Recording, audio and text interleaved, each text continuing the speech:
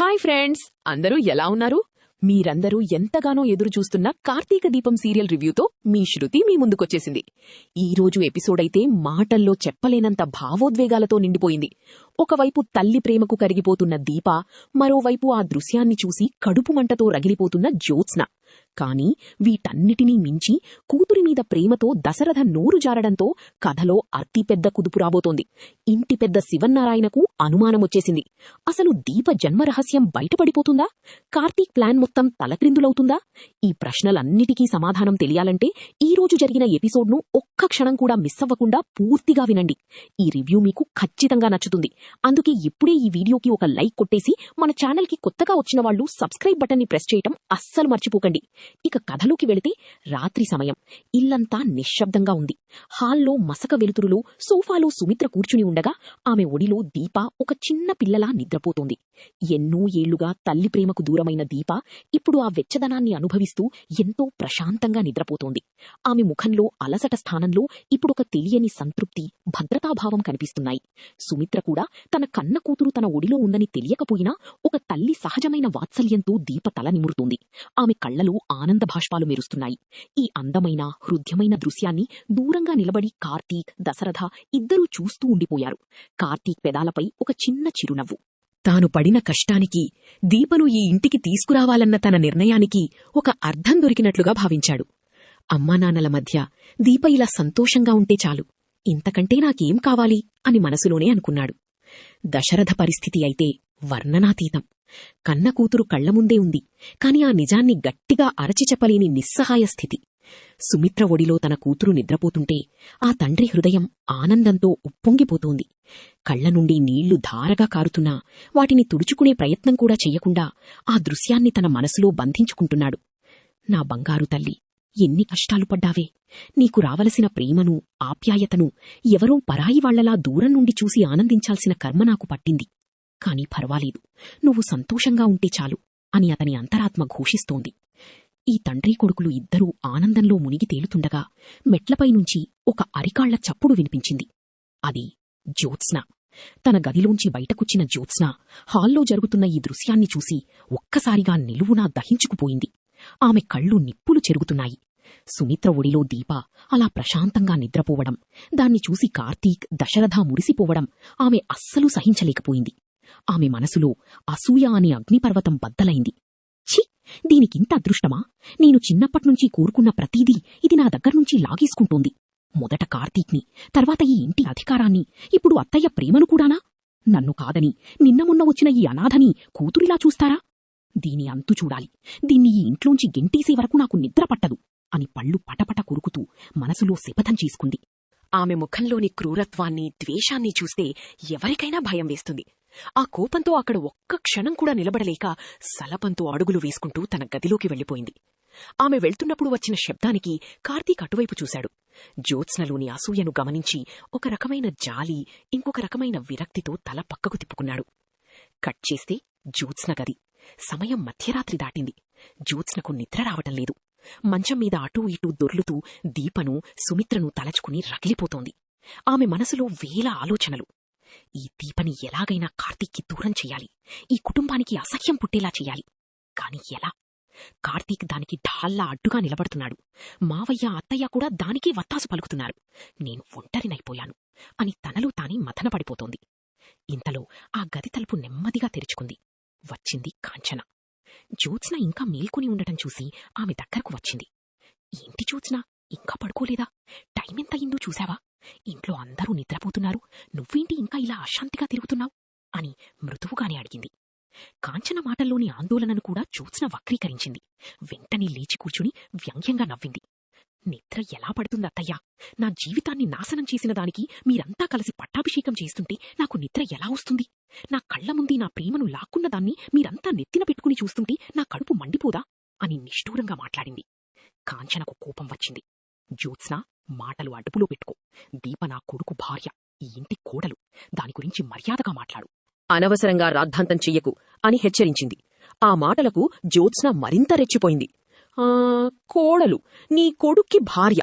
అసలు నువ్వే కనుక ఒక మంచి తల్లివయుంటే, నీ పెంపకం సరిగ్గా ఉండుంటే, చిన్నప్పటినుంచి నీ కొడుక్కి నా గురించి నూరిపోసి ఉంటే, ఈ పాటికి వాడు నా మెడలో తాళికట్టి నేన్నీకు కోడలిగా వచ్చేదాన్ని, ఈ ఇంటికి మహారాణిలా ఉండేదాన్ని.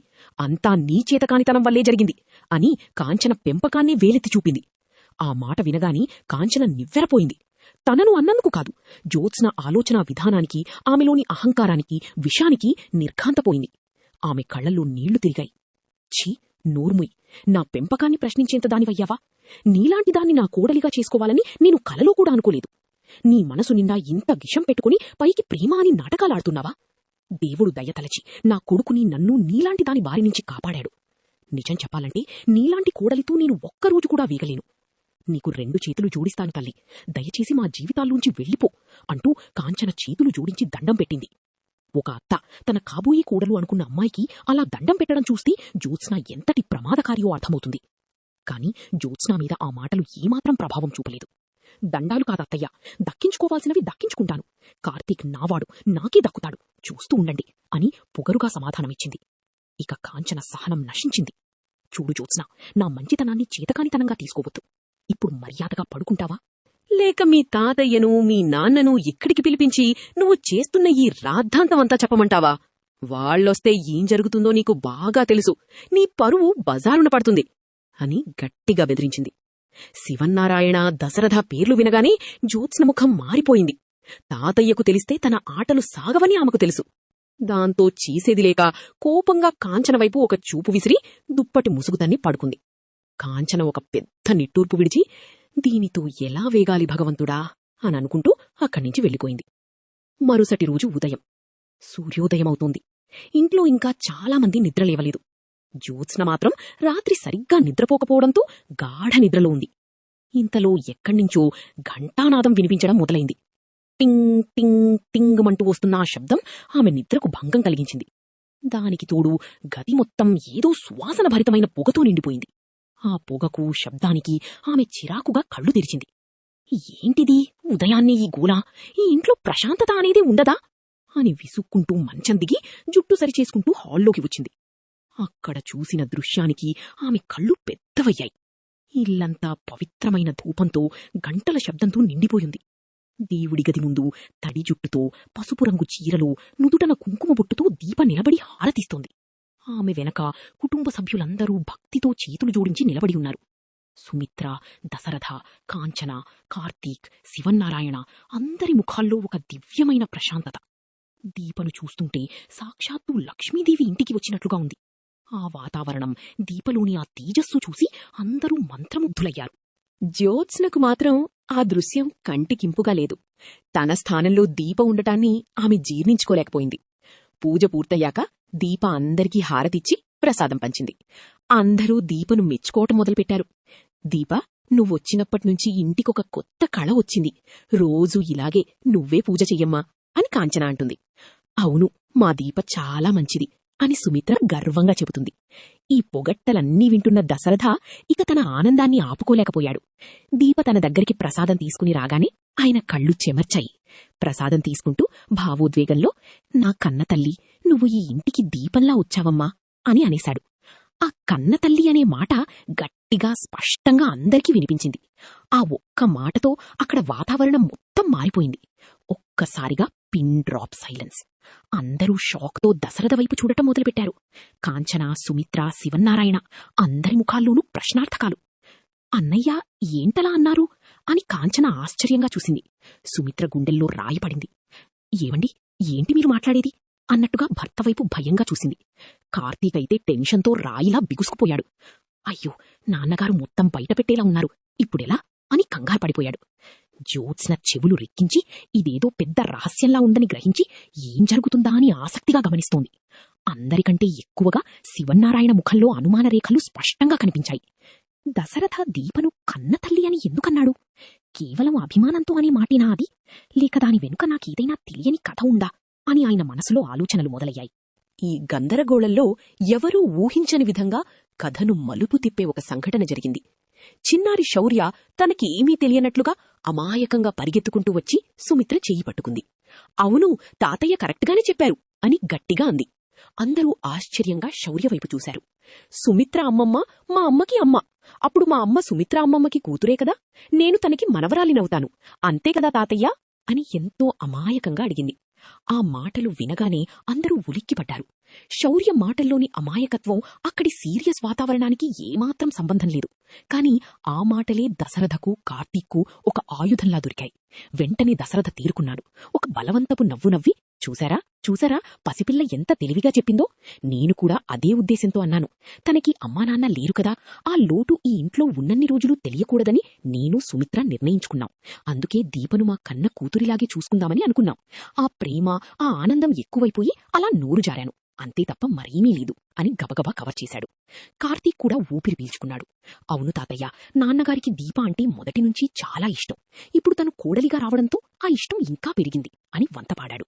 మిగిలిన వాళ్లు ఆ మాటలను నమ్మినట్లు కనిపించినా శివన్నారాయణ మాత్రం సంతృప్తి చెందలేదు. ఆయన చూపు సూదిలా దశరథ మీద, సుమిత్ర మీద, కార్తీక్ మీద తిరుగుతోంది. దశరథ కంగారు, సుమిత్ర ముఖంలోని భయం, కార్తీక్ కవర్ చేస్తున్న తీరు, ఇవన్నీ ఆయన అనుభవజ్ఞులైన కళ్ల నుండి తప్పించుకోలేకపోయాయి. ముఖ్యంగా తన కొడుకు దశరథ దీపమీద చూపిస్తున్న అభిమానం సాధారణమైన అల్లుడి మీద చూపే ప్రేమలాగా ఆయనకు అనిపించలేదు. అది అంతకు మించి ఏదోలా ఉంది. ఒక తండ్రి తన కూతుర్ని చూసుకున్నట్లుగా ఉంది. వీళ్లందరూ ఏదో పెద్ద నిజాన్ని నా దగ్గర దాస్తున్నారు. దశరథ చూపులో కేవలం అభిమానం లేదు, అంతకు మించిన ఆరాధన, ఆవేదన ఉన్నాయి. సుమిత్ర చూపులో ప్రేమతో పాటు ఏదో చెప్పలేని భయం ఉంది. కార్తీక్ వీళ్లందర్నీ కాపాడటానికి ప్రయత్నిస్తున్నాడు. అసలు ఈ దీపకి, నా కుటుంబానికి మధ్య ఉన్న ఆ తెలియని బంధమేంటి, దీని మూలాలెక్కడున్నాయి అని శివన్నారాయణలో అనుమాన బీజం పడింది. ఆ క్షణం నుంచి ఆయన ప్రతి ఒక్కర్నీ గమనించడం మొదలుపెట్టాడు. ఇది కథలో రాబోయే అతిపెద్ద తుఫానుకు సంకేతం. ఈ హైటెన్షన్ డ్రామా జరుగుతుండగా మరోవైపు ఇంట్లో కాశీ, స్వప్నల మధ్య ఒక చిన్న ప్రేమ కథ నడుస్తుంది.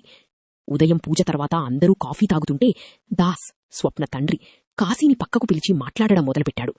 అల్లుడుగారు, పెళ్ళై చాలా రోజులైంది. మీరు, మా స్వప్న ఇక పిల్లల గురించి ఆలోచించాలి. ఇల్లు పిల్లల కీరింతలతో నిండితే ఆ సంతోషమే వీరు. నాకు మనవడినెత్తుకోవాలని ఆశగా ఉంది అని తన మనసులోని మాట చెప్పాడు. ఈ సంభాషణను కాస్త దూరంలో ఉన్న స్వప్న వింది. ఆ మాటలకు ఆమె సిగ్గుతో తలదించుకుంది. కాని ఆమె కళ్లలో ఒక కొత్త ఆశ మెరిసింది. ఆమె మనసులో కూడా తల్లి కావాలని కోరిక మొలకెత్తింది. తర్వాత కాశీ వాళ్ల గదిలోకి వెళ్లాడు. స్వప్న అద్దం ముందు నిలబడి ఏదో దీర్ఘంగా ఆలోచిస్తోంది. కాశీ నెమ్మదిగా వెనుక నుంచి వచ్చి ఆమెను వాటేసుకున్నాడు. ఏంటి స్వప్న, అంత దీర్ఘంగా ఆలోచిస్తున్నారు? మామయ్యగారు అన్న మాటల గురించా అని ప్రేమగా అడిగాడు. స్వప్న సిగ్గుపడుతూ అదేం లేదు అని తప్పించుకోవాలని చూసింది.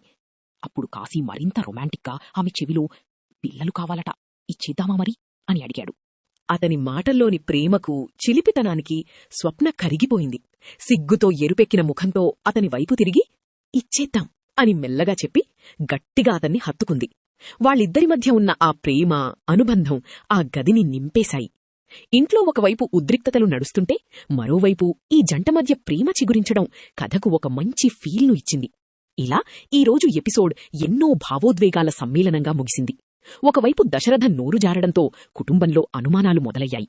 ముఖ్యంగా శివన్నారాయణ పరిశోధన మొదలుపెడితే దీప జన్మరహస్యం ఇంకెంతో కాలం దాగదు. మరోవైపు జ్యోత్స్న పగ, ప్రతీకారంతో రగిలిపోతోంది. దీపను ఇంట్లోంచి పంపించడానికి ఎలాంటి నీచమైన ప్లాన్ వేస్తుందోనని భయంగా ఉంది. కార్తీక్ ఈ సమస్యలన్నింటినీ ఎలా ఎదుర్కొంటాడు, తన ప్రేమను, తన కుటుంబాన్ని ఎలా కాపాడుకుంటాడు అనేది రాబోయే ఎపిసోడ్లలో తేలనుంది. చూశారు కదా ఫ్రెండ్స్, ఇది ఈరోజు కార్తీక దీపం సీరియల్లో జరిగిన పూర్తి కథ. దశరథ మాటలతో శివన్నారాయణలో మొదలైన అనుమానం ఎక్కడికి దారితీస్తుందని మీరనుకుంటున్నారు? జ్యోత్స్న తదుపరి ఎత్తుగడ ఏమై ఉంటుంది? మీ అమూల్యమైన అభిప్రాయాలను కింద కామెంట్ సెక్షన్లో నాతో పంచుకోవడం అస్సలు మర్చిపోకండి. మీ కామెంట్ల కోసం నేను ఎప్పుడూ ఎదురుచూస్తూ ఉంటాను.